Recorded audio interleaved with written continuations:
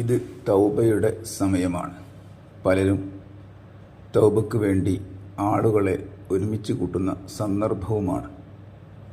ഈ ഘട്ടത്തിൽ നാം അറിഞ്ഞിരിക്കേണ്ട പ്രധാനപ്പെട്ട കാര്യം, ഒരാൾ ചൊല്ലിത്തരുന്നത് ചൊല്ലിയത് കൊണ്ട് മാത്രം തൗബ അള്ളാഹു സ്വീകരിക്കുകയില്ല.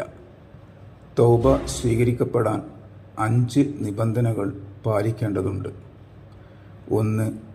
തൗബ അള്ളാഹുവിൻ്റെ തൃപ്തി ഉദ്ദേശിച്ചുകൊണ്ടാകുക. 2. തെറ്റിൽ നിന്ന് പൂർണ്ണമായും ഒഴിവാകുക. 3. തെറ്റ് ചെയ്തു പോയതിൽ ഖേദിക്കുക. 4. തെറ്റ് ആവർത്തിക്കില്ലെന്ന് മുറിച്ച് കരുതുക. 5.